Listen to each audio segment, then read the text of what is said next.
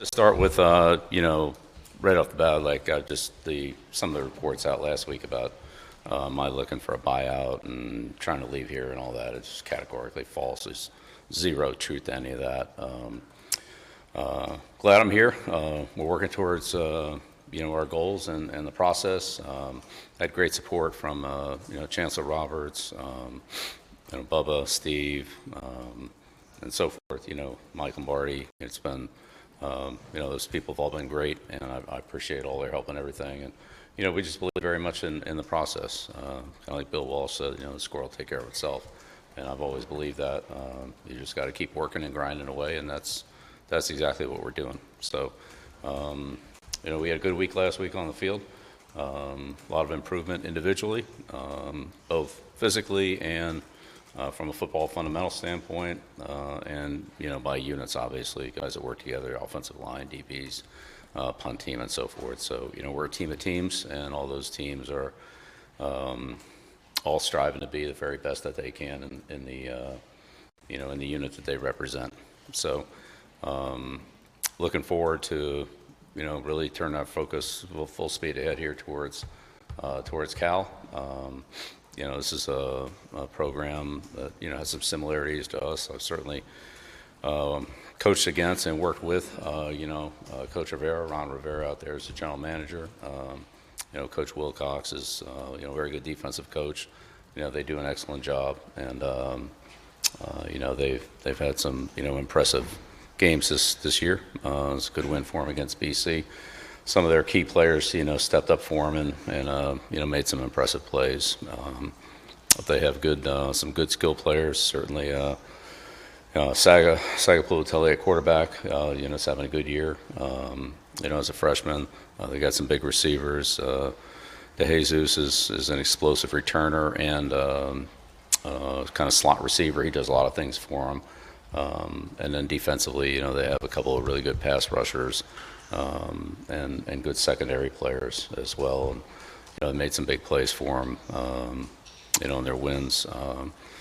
Also mentioned Plummer's another big receiver. He's probably one of the best special teams players we'll see this year. He's an excellent player in coverage, and it's going to be a really hard guy to block. So, it's a big challenge for us here, going across the country to play a good football team, and a team that I know is very well coached, and they do a lot of things fundamentally well that that we have to be ready for. So excited to get back on the field yesterday, and again today here as we, like I said, dive all the way into these guys before we hit the road on Thursday to head out the West Coast. So excited for the week and the challenge. We'll open it up here for this afternoon. Andrew Jones, starting with 24/7. What was the reason behind the statement you put out last Wednesday, and was it your idea to put the statement out? Yeah, just for clarification, I mean, there was a lot of things some things that were reported that were just, factually totally inaccurate, and so I want to make sure we cleared those up. And it was your idea to put it out because Bubba also released the statement at the same time. Is it something that... Yeah, it was a joint. Yeah, it was joint. Yes. Second row left, coach. Hey, Bill Powell, WRL. Last week, myself, others around the country reported that there was divided locker room, culture issues within the program. What do you have to say to the claims that people are making in this building and around this program? Yeah, I mean, I'm with all these people every day, coaches, players on the field.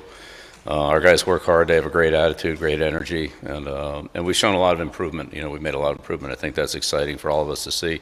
Certainly for the individual players to see it, in the units that they work with. So, I don't know what kind of perspective some of those people have that are saying that, but I think anybody that's around it on a daily basis would see that. And I'm sure the players all see the improvement that they're making as this coaching staff. Respectfully, Bill, last game was 28-3 at the first quarter, people clearing out after halftime. Statistically, UNC has gone from a perennial bowl contender to statistically one of the worst teams in college football right now. And people in this building are upset, fans are upset, the people that brought you here stuck their necks out to bring you here. Can you acknowledge, you're telling me that you believe this process is working?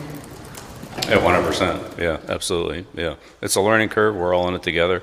But we're making a lot of progress, and the process will eventually produce the results we want to produce, like they have everywhere else I've been. So I'm very confident in that. Players are working hard; they're getting better, and we're going to continue to do that and improve. Do you expect any changes to be made among coaching staff or just in how you run the program? Yeah, we're going to do everything we can every day to continue to improve. That's what we do. Front row on the right here, too. Noah Weishaupt with Tar Heel 24/7. All things considered, how much, I guess, do you see this program? Is it in a rebuild, or what is your vision for the program right now? Is it a rebuild? Again, where we are right now is where we are, and we're working hard every day to get better, and we're getting better. Obviously, there are other components to it in terms of recruiting and so forth that will all come into play later. But right now, our team is committed to having its best week of practice, going out there and playing well against Cal. We're 2-3, and we're trying to get back on track, and that's what we're working to do. Right next to you, Coach. Hey, Coach Grant Sasser, Tar Heels on that side. What measures are you taking to ensure the team remains united despite all the distractions going around the program? Yeah, well, again, what I see out there every day is guys ready to practice, practicing hard, preparing well, and getting better. I think the team is obviously we're all a little frustrated in the results, but the only thing we can do is continue to work and improve, and that's what we're doing. Guys have a good attitude, and they're in here working every day, and as I said, we've made a ton of progress, both physically, in our strength, speed, stamina, all those things, and in terms of our execution on the field. But obviously got off a slow start against Clemson, and it's not the way to win, but we'll hopefully play better and at the beginning of the game stay competitive and start winning. And throughout the week, what have you seen from the players' reactions to everything, and how do you get them to kind of manage all that? Because I know college kids are different from professional athletes, and is there a change in approach in how you deal with everything? Yeah, what I see is what I see. I'm just telling you what I see. Our team comes in, they work hard, they're well prepared, they go out there and practice hard, and they get better. So that's what we're going to keep doing. That's all I can tell you. Center third row, Coach. David Hill with ESPN. Obviously, you've had marked success at the NFL level and wanted to bring a lot of that experience to this program, but there is a much different landscape within college football than the NFL. Do you feel like you made some mistakes and just some assumptions maybe that you made early that you wish you could kind of go back and change now, or things that you'll do different as you move forward than when you first got here? Yeah, we evaluate everything we do on a regular basis, whether it be weekly or at the end of spring football or at the end of a recruiting cycle or whatever it is, midseason here, and so forth. So yeah, we're always looking to improve and look self-analysis and also analysis of the team and the program, what we can do better. But we're always looking to get better. Like that'll never change, and it's always been that way for me. So it's Evaluations thus far that you say like, all right, we probably didn't have that exactly how we wanted it. honestly, I've never had a season or a week or a game where it wasn't the case.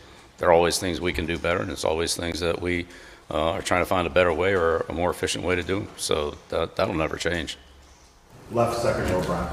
Yeah, Bill, Brian Murphy with WRL. I know Michael's here, but the process of evaluating talent and bringing talent into the program, there's been a lot of stories about that process, especially at the beginning, before the spring portal. Did you get a sense that the way you guys are putting this team together needs to change as we move forward? I know you've talked about bringing in 40 new players, but that transition from pro to college.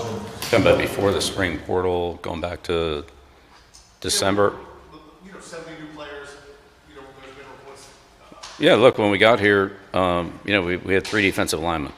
I mean, you can't practice with 3 defensive linemen. We went out and signed a lot of players. We signed players who didn't have offers or offers that they didn't want that were still, that had kind of, let's call it, slid through the cracks in terms of the recruiting process. We signed players in the transfer portal that were available. We were late in the running on a lot of them. We were late on in relationships. We were late on it in contacts, and we ran out of time. We did the best we could. I think Michael and his staff did a great job of upgrading the roster, and then it was upgraded again in the spring after spring ball. And I mean, our football team's a lot better than what it was at the end of spring ball, I can tell you that. I think that, in terms of the opportunities we had, could we have done, some things, going after some different players or whatever? I'd say, we got the ones that we got, and there were others that we were after that we didn't get. But when you come in late on the recruiting end and on the portal end, we had a better chance in the second portal than we did in the first portal, and I think the results of that speak for themselves. Like, those are some of our best players. So One area you think you'll change the way you do business moving forward? Well, I think we'll take advantage of every opportunity we have to improve the team, whether that's in the recruiting or whether it's in transfer, or most importantly, in developing the players that are here. Like that, this is a developmental program, like every program is that I've ever been a part of. The idea is to get our players and get them better, get the best ones we can, and then the ones that are here, work hard, coach them, and let them improve. But in terms of bringing in new players, I would say based on what the roster was when we got here, I think we did the best that we could. Could it have been better? Well, we did the best we could. Right next to him, Coach Chris Lee from the WRL. You've mentioned a couple times the improvements and progress that the team's made. I just want to know whether those improvements specifically and how do you expect that to play out? How do you grade that for this Friday night? Yeah, well, look, again, everybody's most interested in the final score, and I'm at the top of that list. But again, it's a process. Coach Saban's talked about it, Bill Walsh has talked about it, I've talked about it. You build a culture, you build a program, and eventually the results will, they'll come. So when will that happen? Hopefully as soon as possible. But I saw that in Cleveland. I saw it with the Giants. I saw it certainly at New England. That's what it was. And so when we're at that position, when we're working hard to get there, we'll see when that is. Then we'll all know it. So, that's the best I could tell you. I can put a timetable on it. I'd say revisionist history is not, it is what it is. We looked at what we did. There's sort of some things we could do better going forward. Sure, of course. Just like anytime you go through something a second time. But, again, from where the team was when we got here to where it is now, we made tremendous improvements in our speed, our strength, our explosiveness, with really relatively few injuries. Very few, to be honest with you. And so, therefore, those players have all improved, and they've improved on the football field. And there'll be a score change at some point here, hopefully this weekend. front row left. Bill, Adam Smith, Inside Carolina. Some of the discontent that's been swirling about has been aimed at Mike Lombardi. I'm wondering if, given that, have you all gone back and tried to revisit the way you're communicating with the players in this program, the recruits? To what extent have you all maybe sat down and talked about your communication with the players? We talk about it all the time, and we talk to the recruits all the time. Mike talks to the recruits and their families and their parents on I would say weekly basis. We talk to the recruits every week. As a staff, we call our recruits, our commits, some other players who are still, let's say, in some degree of not committed. We do that on a regular basis. So, not really sure what exactly you're referring to. We can't do it full time because we're trying to coach the team, get ready for games. But every single week, we talk to our commits and other recruits, both in 26, 27, and in some cases in 28 classes. I was out this weekend. I saw a number of players, a couple of high school games, same thing 2 weekends before, where I saw players who had made commitments to us and other players, I said, who were in some state of decision making, let's call it. And so we're all active doing it. The coaches are active, but as far as the phone calling and communication with our players and our recruits and their parents and their coaches, we do a lot of that. And we've had numerous kids. I'd say I don't know the exact number, but I'd say over half have been at our 3 home games this year. So, and there's more coming, in our subsequent home games that are following here. So, those kids have already made commitments to be here, including, as I said, some players who are still undecided. So, Front row center. Bill, Rob Baxley, Fayetteville Observer. As you try to get some positive traction with this group on the field in games, is there any particular experience or something with a former team that you've gone back to try to help these guys navigate where they are and try to get some momentum moving forward? Yeah, look, the biggest thing for our players is to continue doing what they're doing. They see the results, they see the improvement. They're buying in as they should because they've got a lot to show for it. We don't have to show for it on the scoreboard on the field yet, but again, that'll come. And I've been involved in a lot of programs. Again, the ones I've already mentioned, that particularly the Giants, Cleveland, New England, that where things started and where they ended up were we're honestly where they should go and what you should expect. So that didn't always happen the first year. In fact, it didn't happen in any of the first years. But that doesn't mean that we're not going to continue to build and establish our culture and establish our work ethic and our commitment to improvement to win, and our commitment to winning. So that's what it is. That's what it's always going to be. Third row on the left, yeah. Bill, Brian Marks from The Athletic, about a week and a half ago, Michael sent a letter to a bunch of donors expressing patience, trust the process. What was sort of the intent behind that letter? What was the message you were hoping to convey to the people involved in the program? Yeah, again, I think Michael's done a great job of keeping the the people close to the Carolina program up to date in what we're doing, what our process is, what our progress is. They've reached out to help, how they can help, and what the relationships are. How all that comes together. There are a number of things we have going on, and our alumni and our donors and our supporters have been very supportive.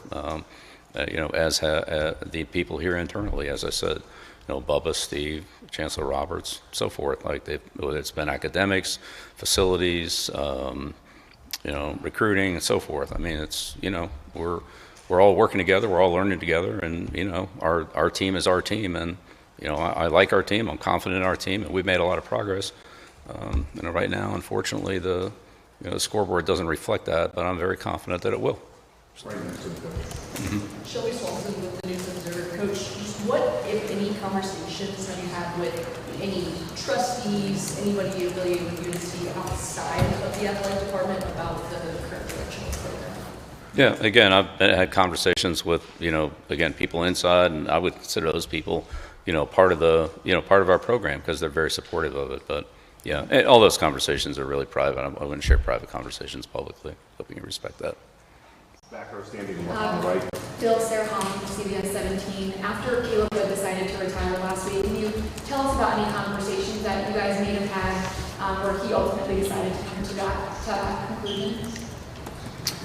I don't want to speak for him on that, so I won't.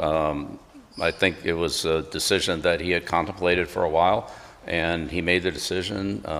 After he made it, he and I talked, and we had a great conversation. And again, I've had this conversation with many athletes in my career, and we talked about it and said, look, I appreciate everything that Caleb did for our program.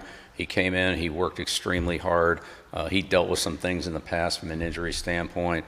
He was basically healthy. I think he only missed 2 or 3 days the entire time he was here. He trained very hard. He thanked me for all the things that I did for him. I thanked him for the contributions and the work ethic and leadership he gave the team. And, for him it was time. And so I respect that. And so I wanted to make sure that I complimented him for what he did. And, he made his statement based on his experience at Carolina, not just this year, but his entire career. So that's how that came about. Second row on the left, good. Bill, can I ask you the status of three individuals associated with the program? First, the status of Coach Hawkins, where that investigation stands, where you might go. Yeah, that's being handled internally. It's being looked at and reviewed, and I really don't want to comment on it because I'm not reviewing it. Quarterback Gio Lopez was involved in a car accident before the season opener. I know he was taken to the hospital. Did that play any role in his health early here in the season, and what is his status moving forward? No, he didn't miss any practice time, and he was healthy to do everything that we asked him to do. Thaddeus Dixon suffered an injury that some have said could be a long-term injury in the last game against Clemson. Do you have any update on his status? He won't be. Yes, he won't be available this week. He'll be at least a couple more weeks. I'm not sure exactly how that's going to turn out. We'll just take it day by day or week by week here for a couple of weeks and see. But Thad was certainly one of our best players. Trained very hard. Was one of our team captains. Gave a lot of leadership to the team. Is one of our, again, most experienced and oldest players. He's played a lot of football. Seen a lot of football. So it's a tough injury for him, especially kind of a non-contact, when he landed, it kind of hit in a weird place. And so it was, not like, I don't want to say normal injuries, but, it's kind of different. And, I've seen him, I've talked to him. He's, he's a great competitor. He's already bouncing back, and we'll see what happens. Third row on the right here. Bill, Brian going on the Daily Tar Heel. 5 games in, is this where you expected things to be? Is this process kind of in your view going to take longer than I never have expectations. My expectations are to have good days, string good days together, and go out and compete at our highest level. And so we're always striving for that. So I'm not going to make predictions or have expectations other than on a daily basis to achieve what we hope to achieve that day. And we always fall short of it. There's never perfection, but that's always your goal. And you try to come back the next day and move to a higher level. And that's what we've been doing since we arrived here.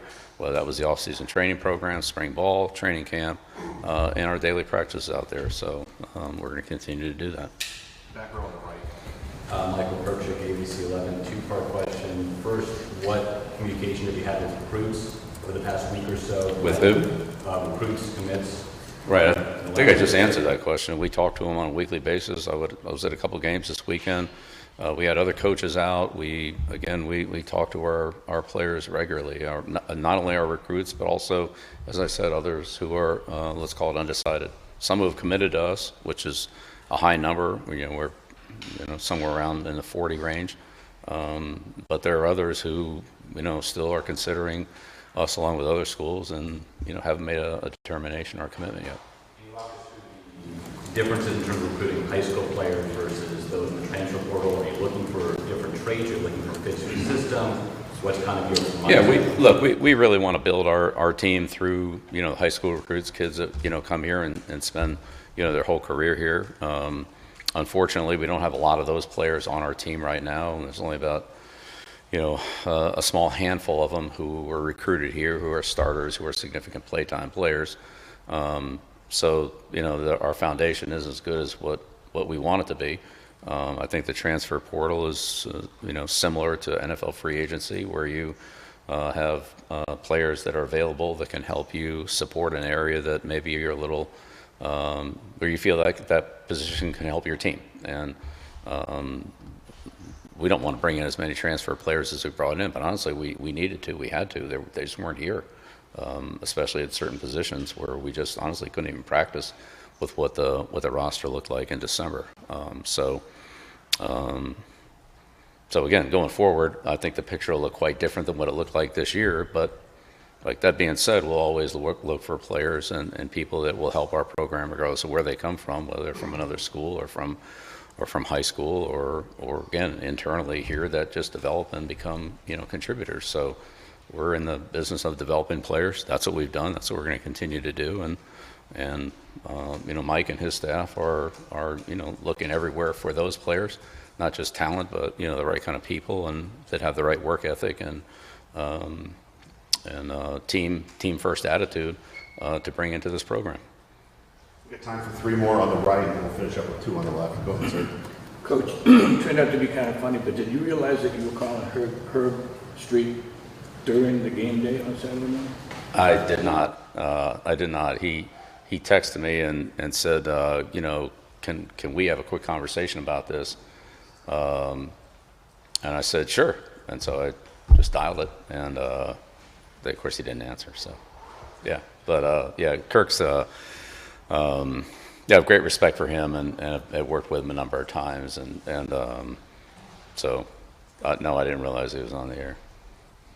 Yeah, no problem. Go ahead. Hi, I'm Kristen Severance. I run the documentary unit at WRL. I remember when you announced the 80 docu-series, which was a lot of excitement about that. Who scrapped that project and why? It's still a work in progress, and we're working through a few logistics on it. So no real update at this time, but there will be something. Mm-hmm. And then I hope that doesn't compete with yours, but. the last one, Sean Gallagher, WRAL. A lot of the criticisms of the last week have come from anonymous sources, people who fear retaliation from your program for speaking out about their experiences. What do you say about these anonymous sources who are speaking out about their experiences with their program? And are you looking for a leak? Yeah, well, again, we're always looking to improve and upgrade anything that we're doing. So Again, I talk to, everybody on a regular basis, our staff, our players, captains meetings, and other people involved with the program. If there's something we can do to improve it and upgrade it, then, we're going to consider it and act on it if we feel like it's a positive step. So, we're always looking to do that. Do you have an issue with people speaking out, not naming that it is them speaking anonymously? Well, I mean, some of those, as I mentioned at the beginning here, some of those are not credible. So, I think it's up to you to decide which ones are and which ones aren't. But, when those stories come down 2 days after they're posted, I mean, you have to decide how valid they are. That's your job. You mentioned the buyout talk would have been incredible. You thought it ridiculous earlier. Is there anything else off the top of your mind that you can refute? Yeah. Again, it is what it is. You guys have your job to do, and, I'm going to do mine the best I can. So let's leave it at that. Thanks, everybody. All right. Appreciate it. Thank you.